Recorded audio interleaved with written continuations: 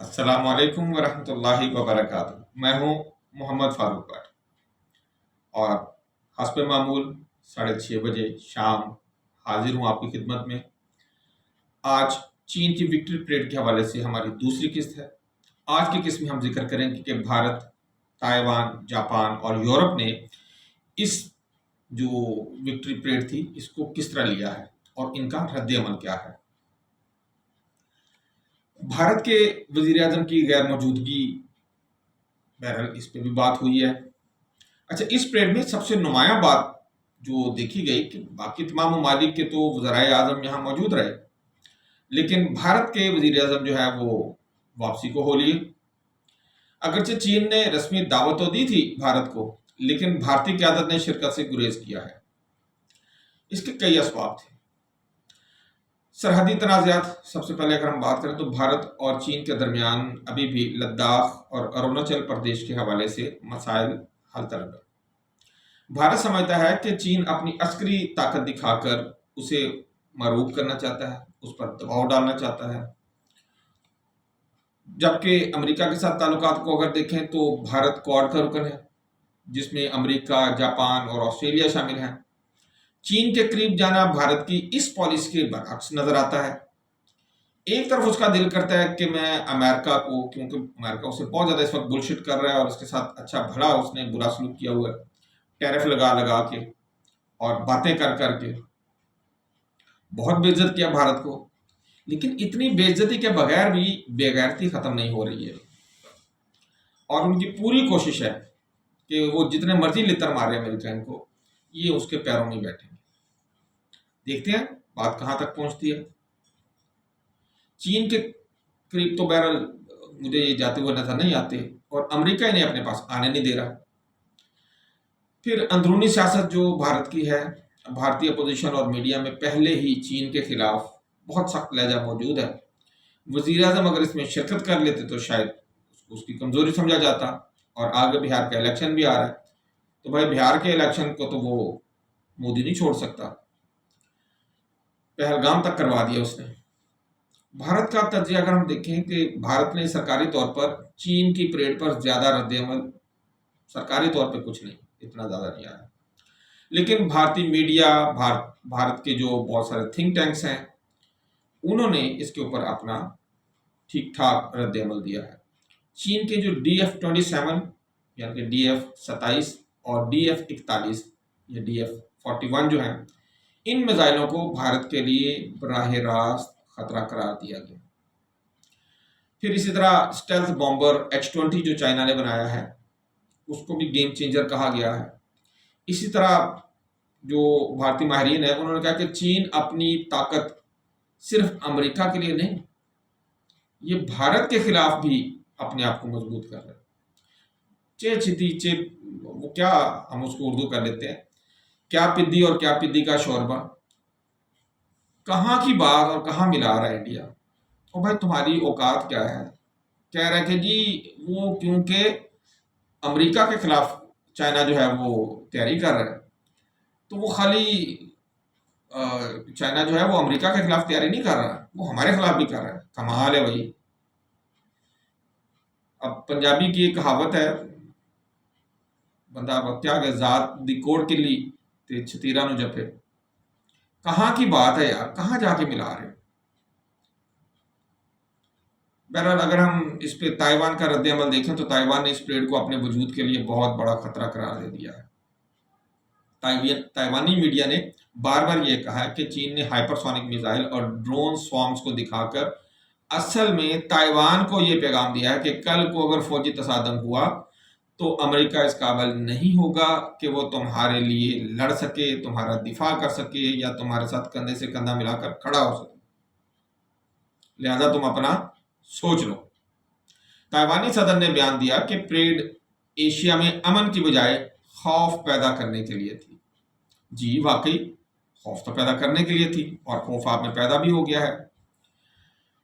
پھر عوامی سطح پر تائیوان میں یہ تاثر پھیلا ہے کہ چین تیزی سے یونیفیکیشن کے ایجنڈے کو عسکری بنیادوں پر آگے بڑھا رہا ہے، نظر آ رہا ہے، اس میں تو کوئی شک نہیں ہے۔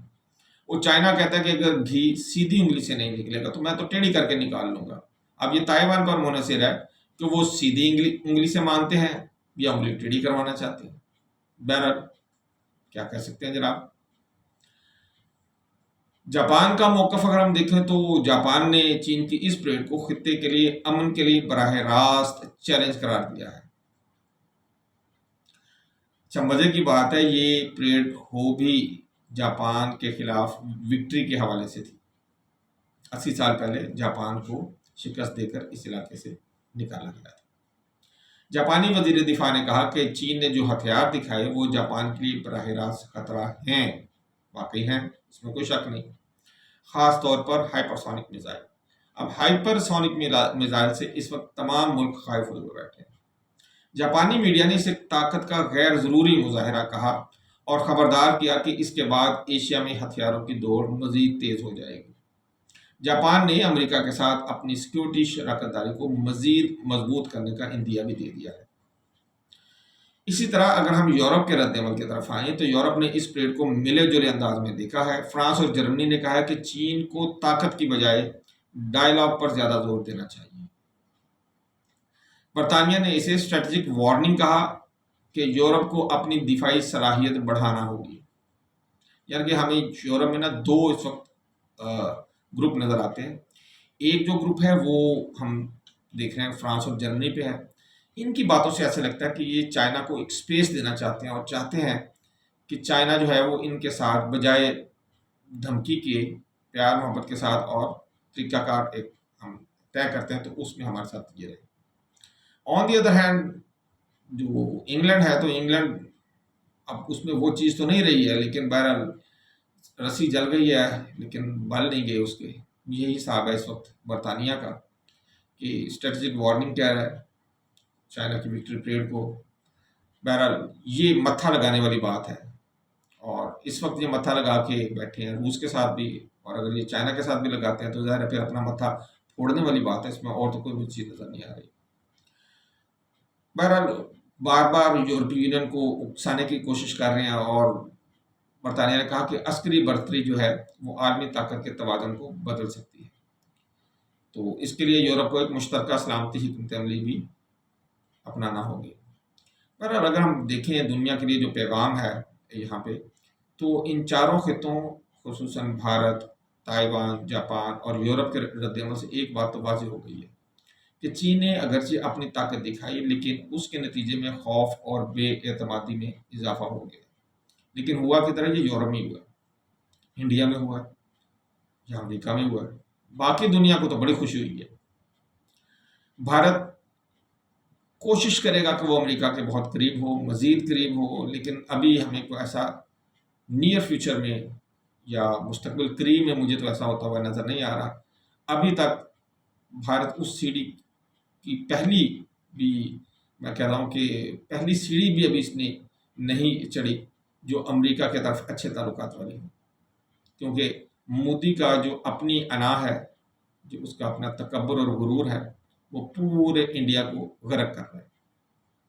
تائیوان میں خود مختاری کا مطالبہ مزید بڑھنے کی لوگ تو کہتے ہیں، لیکن مجھے نہیں لگتا کہ اس طاقت کے اظہار کے بعد تائیوانی عوام اتنی بیوقوف ہے کہ وہ مزید خود مختاری کی طرف جانے کی کوشش کریں گے.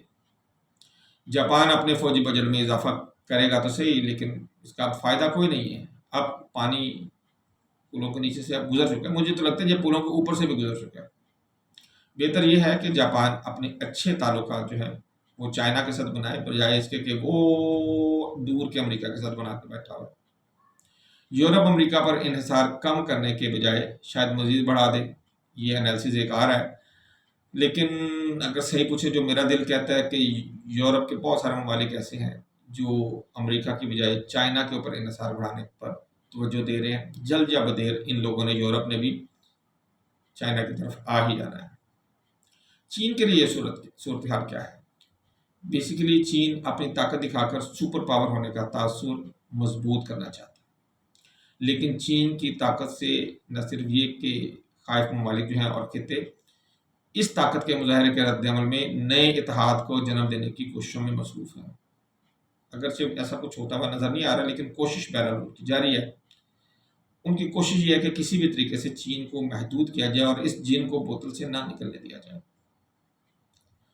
अच्छा, कतर पर इसराइली हमले ने अमेरिकी साख को इस कदर मुतासर किया है, इस कदर मुतासर किया है कि अब बहुत सारे ममालिक जो अमेरिका पर मुनसर इन्हसार कर रहे थे दिफा के हवाले से, अब वो भी अपनी सेकंड ऑप्शन के ऊपर गौर करना शुरू हो गए, और सेकंड ऑप्शन उनके लिए कोई और नहीं है, चीन ही है। यूं लगता है कि अमेरिका इसराइल को ड्राइव नहीं कर रहा ये कतर के हमले के बाद, बल्कि इसराइल अमेरिका को ड्राइव कर रहा है। ऐसे में भारत, जापान, ताइवान और यूरोप का अमेरिका पर एतबार बुरी तरह मुतासिर हुआ है। दुनिया हैरान है कि जाए तो जाए कहाँ। अब तो चांक्या का सूल जिसकी लाठी उसकी भैंस, मुझे तो यही कार फार्मा नजर आ रहा है। बहरहाल आज की जो ये किस्त थी, इस किस्त में हमने भारत की गैर मौजूदगी, ताइवान के खौफ, जापान की तशवीश और यूरोप के मुहतात रद्द-ए-अमल पर बात की है। अगली किस्त यानी जो हमारी तीसरी किस्त होगी उसमें हम अमेरिका के मौक़िफ़, उसके मुस्तकबिल के आलमी असरात और भारत की पाकिस्तान की शमूलियत पर तफसीली गुफ्तगू करेंगे। आपसे सब्सक्रिप्शन के लिए अपील है, और कल शाम 6:30 बजे इंशाल्लाह हमारी आपसे फिर दोबारा मुलाकात होगी। तब तक के लिए इजाज़त दीजिएगा। अल्लाह हाफ़िज़। अस्सलामु अलैकुम व रहमतुल्लाहि व बरकातहू।